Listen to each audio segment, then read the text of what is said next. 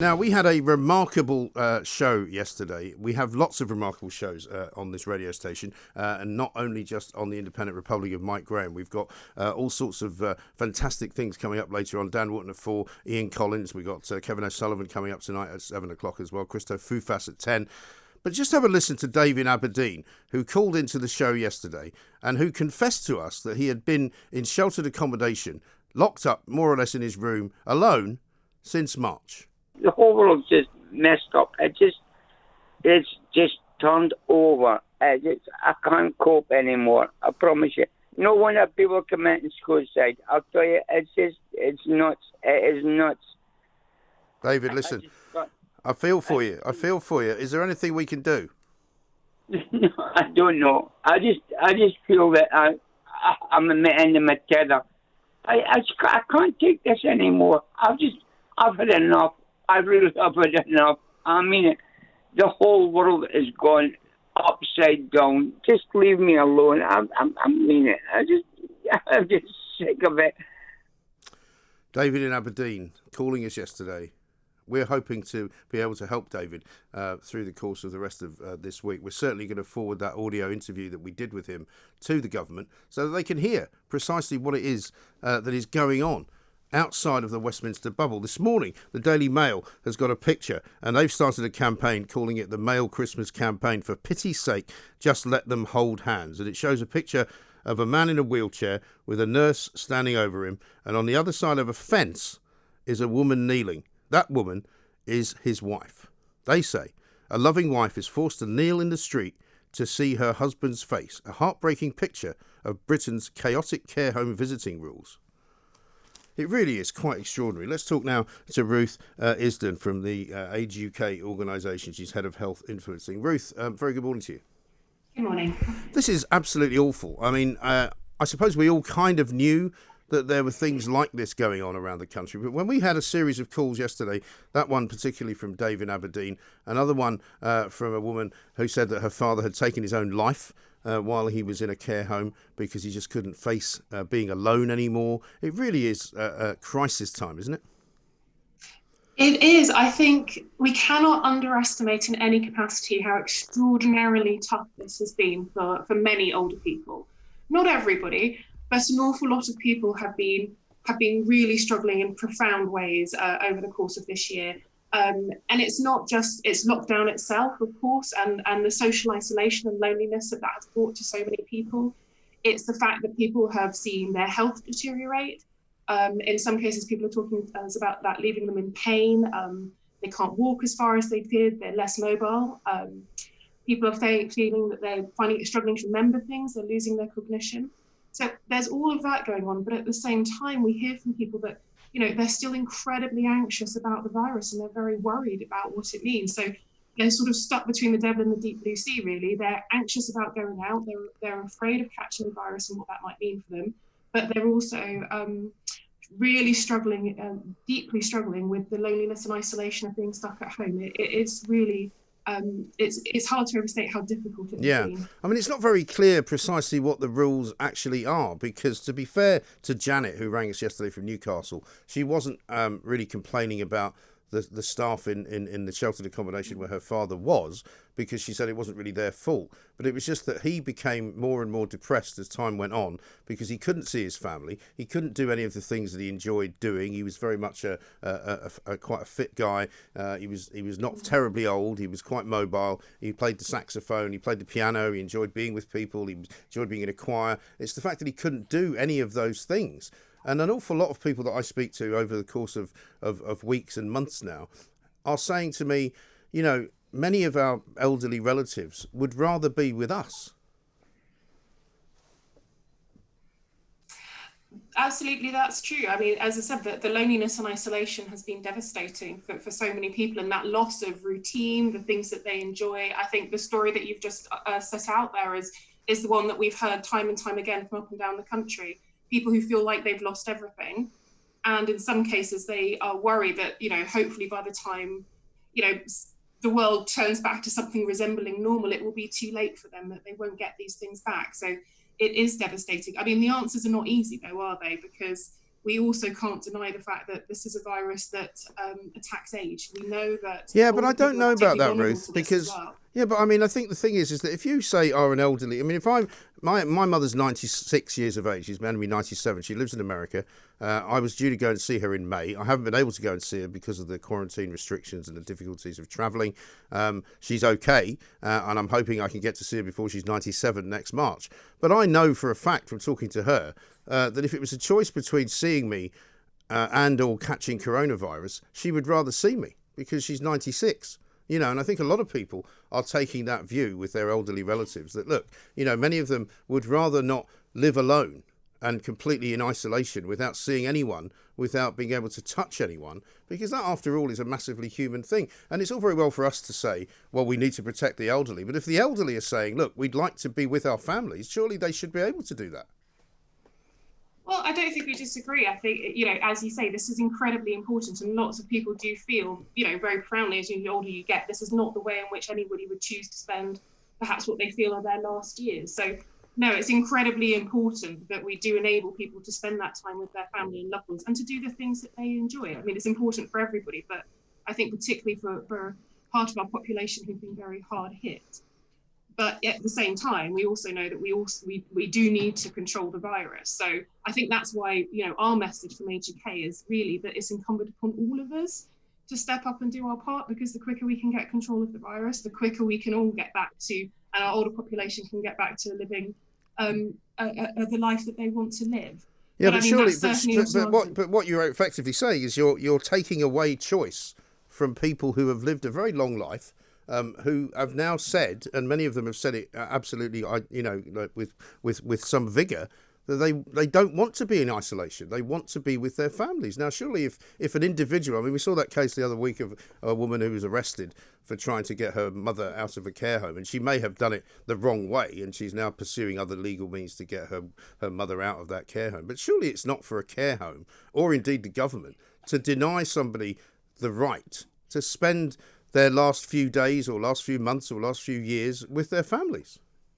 No, and I think we're very clear about this. I think there's a range of issues here. So when I say it's incumbent upon all of us, I think, you know, we are in a period of lockdown at the moment, which is something which we all need to take quite seriously, so that we can all move back into being able to do the things that we want to do. Yeah, but we're not really, are we? I mean, I don't know where you are, Ruth, but in London, London is just as busy as it was before the lockdown came in. So, I mean, that's not really true.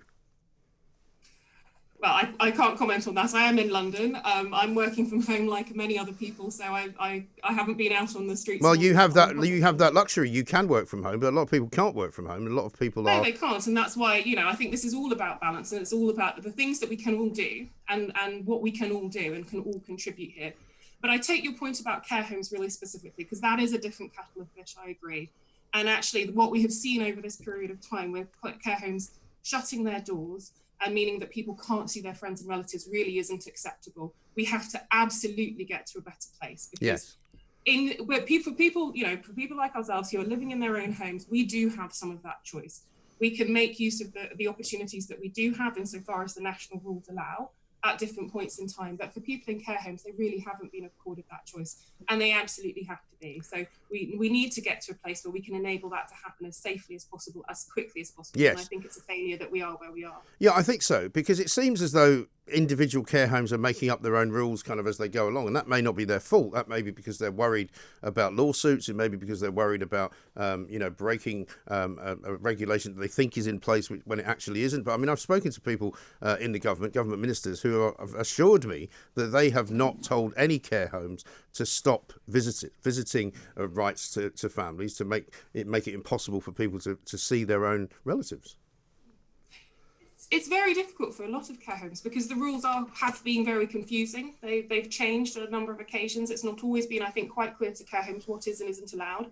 And also as well, don't forget that they also have to respond to their local area. So their local director of public health actually makes the final call on whether visiting should be encouraged or not allowed in a particular area. So they really are trying to do their best under difficult circumstances, but they themselves, have got to, there's a myriad of rules of how you try and manage this safely. Not all care homes have the same estate, so actually it's not as easy for them to do some of the things that are recommended, like window visits, than it is for other care homes. There's questions about insurance.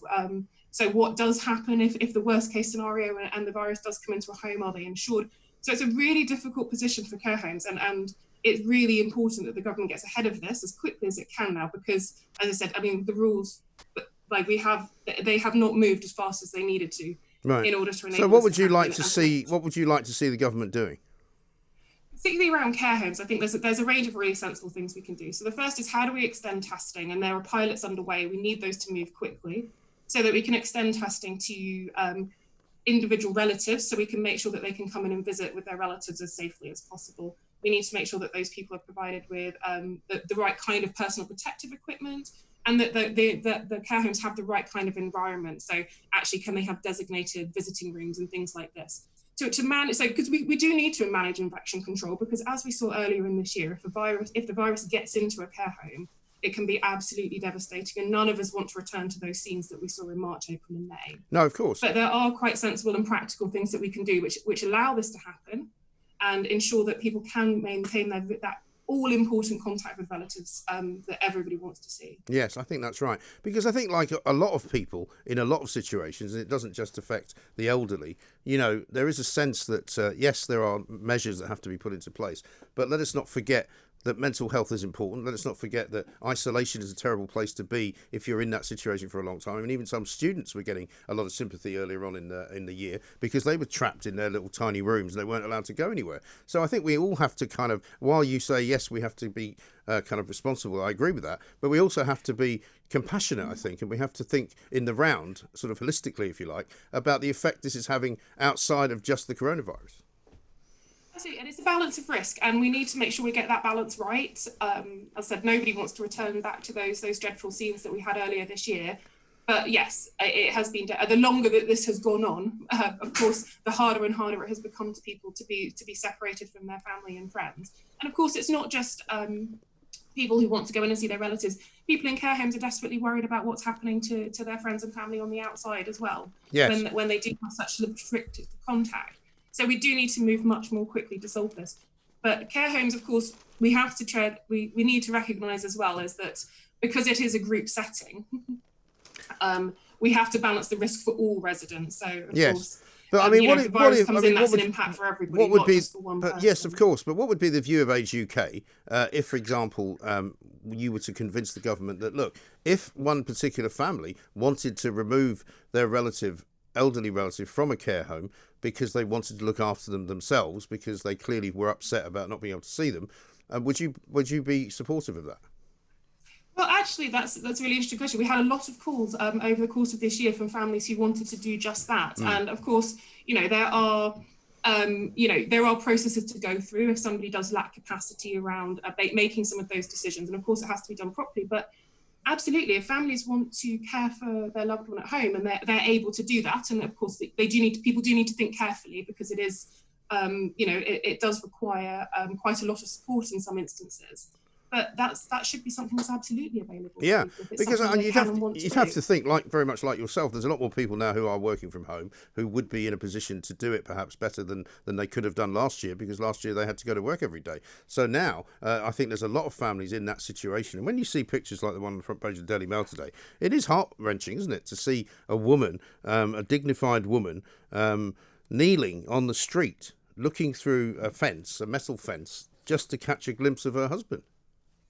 We've heard this from so many people that it is devastating. I mean, the chance to go and see your relative, people tell us, is better than nothing. They just, and in a lot of cases, they're just desperate to get their eyes on their relatives and to see that they're okay. But no, it's no substitute for being able to go in and sit with somebody, talk to them, hold their hand. I mean, that is so incredibly important. Yes. I think we all recognize, anybody who's had this experience in their own families, of course, knows how incredibly important. And finally, what would your advice be, Ruth, to anyone who is thinking of trying to get their relative back into their own home? What should they be doing? Well, the first thing to do is to talk to the care home, or if necessary, talk to your local social services department as well if they're involved in the care of your relative. Because what's important is that people really understand what's involved, and they've got to think about, well, actually, can they adapt their property? Can they get the right equipment in? Can they manage that person's needs? And of course, that's something to think very carefully about, because of course, lots of people often living in a care home are quite profoundly unwell. But then your next step is to then think, if you feel that that's something you can do, then to take it from there, to talk to the care home. If your relative does lack capacity, you might need to think about, well, do you have power of attorney in that situation? If not, how do you make sure that you can go through that decision-making process? So there are lots of steps you can take, and our advice line, if people would like to call it, can provide further information about it. Okay, why don't you tell us what that is, please? Oh, so you can visit our website on www.ageuk.org.uk, and you can find our telephone number, our national advice line number. You give me 1 second. I'll just talk while you're looking for it, because obviously there are people who I'm sure will want to call you and will want to get that information from you. So do give it to us. It's 0800 678 1602. Great so that's stuff. 0800 678 1602. Ruth, thank you very much. And we're much. open every day from 8 to 7 p.m. Okay, brilliant. Thanks very much indeed. Ruth Isden there from Age UK, talking about the numbers of people that contacted Age UK earlier on this year to say that they were not happy with the way that care homes were treating their people, their elderly relatives. Not necessarily because the care homes were being callous or being in any way cruel. It's just that they're care homes and they are not family. And so if you want to look after your own relative, you ought to have the right, surely, to do it. The last couple of days has taught us that. We'd like to hear more stories from more of you, of course, as well. 0344 499 1000. Don't forget,